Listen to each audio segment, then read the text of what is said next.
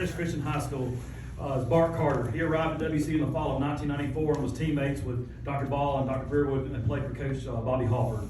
During his time at WC, Bart was named first team All GCAC in 1996 and 1997.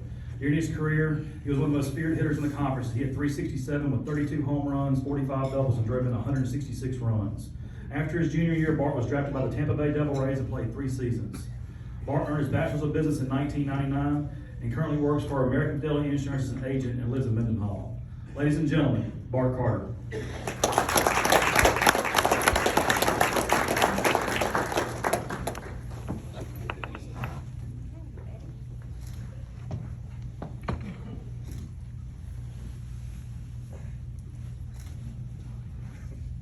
Still fits, I think.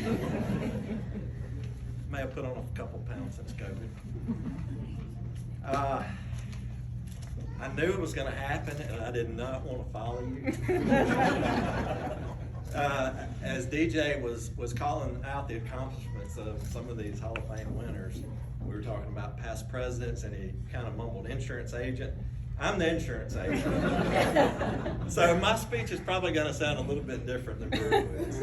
But it is only fitting. We did hit back-to-back in the order. We were a pretty good tandem back in the day, weren't we? I told my wife I was going to wing this speech, so she's been very worried about it. I did prepare a speech, Natalie. And it's not a sermon. Good evening. It's great to be here with you guys tonight. It's such a great honor to be inducted with all these great past athletes into such a great institution's Hall of Fame. My only question is, what took so long? I'm only kidding. As I was thinking about this, I realized this Hall of Fame decision process had to be the most fair process of any school anywhere. It doesn't matter if you played 5 years ago or 50 years ago, the coaches have not changed.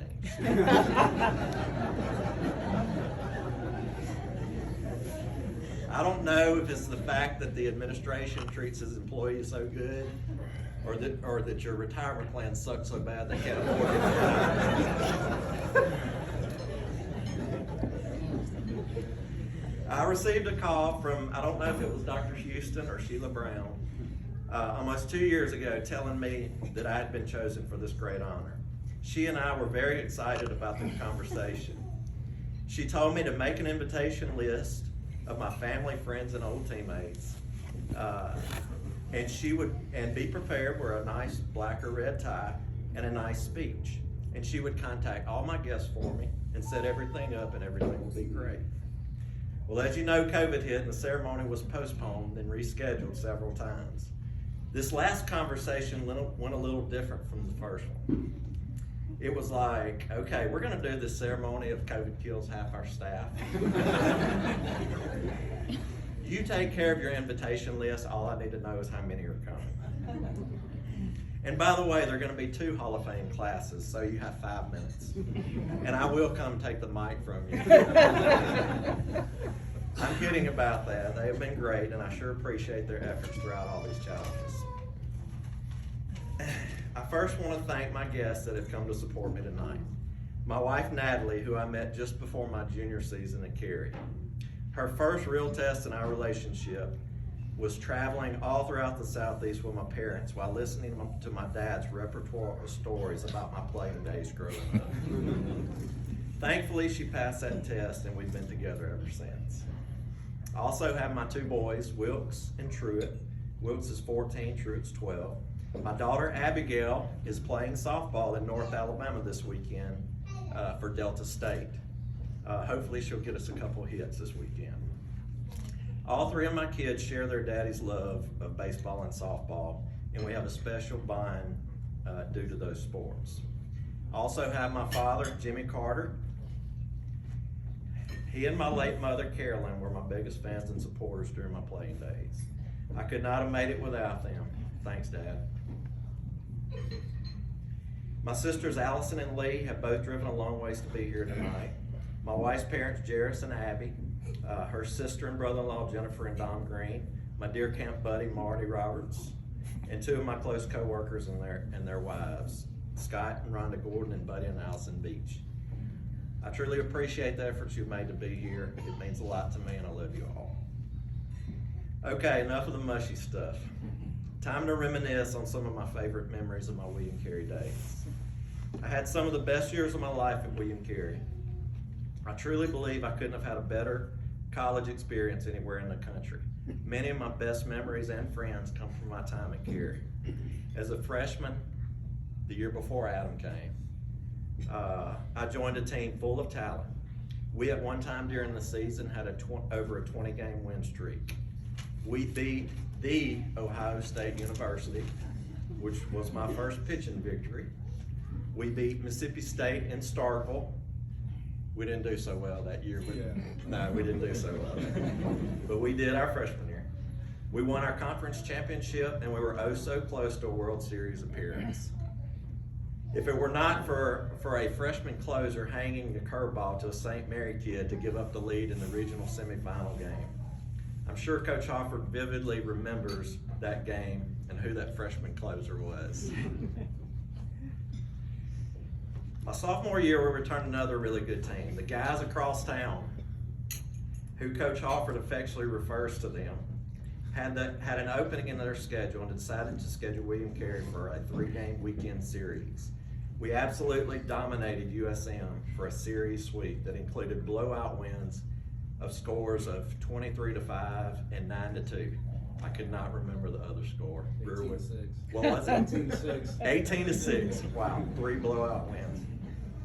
Since then, USM hasn't wanted to schedule the Crusaders in baseball.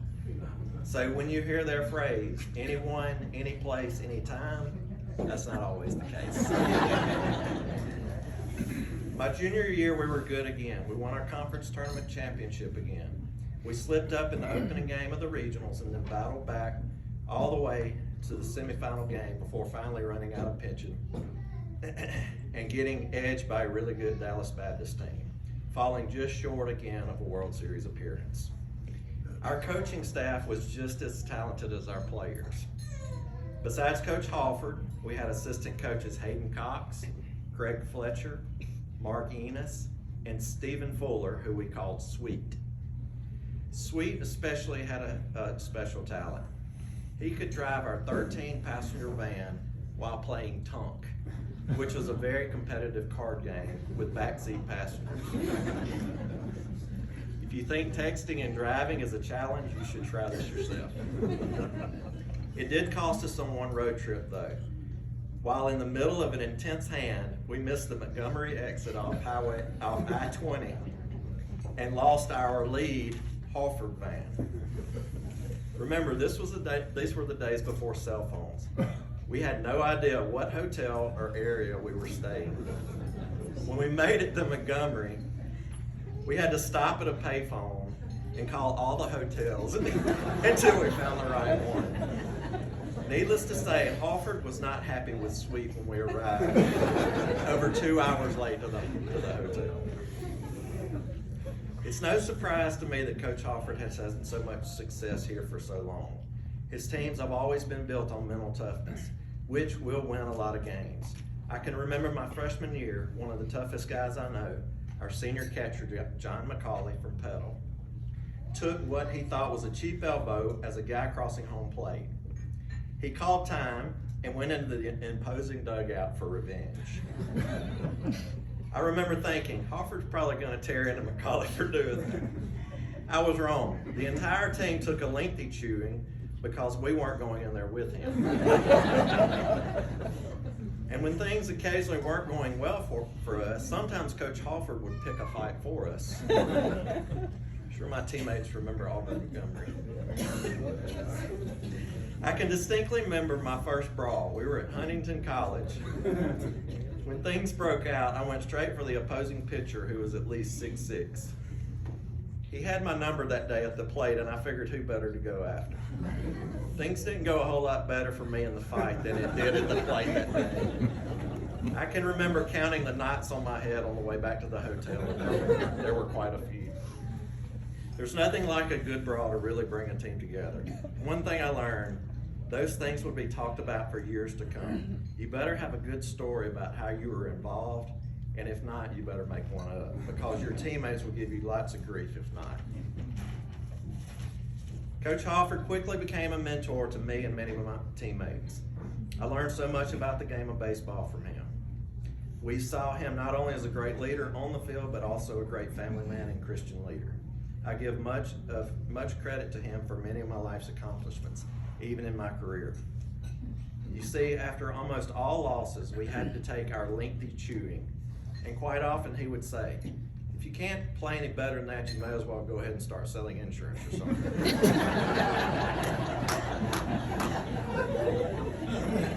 Well, after college and a short coaching career, I did get into the insurance business and have been doing that for the last 20 years. I give Coach Alford all the credit. I want to thank the people at William Carey for putting on such a special night for us old athletes. The school, coaches, and teammates will always hold a special place in my heart. Thank you, and go Satyrs.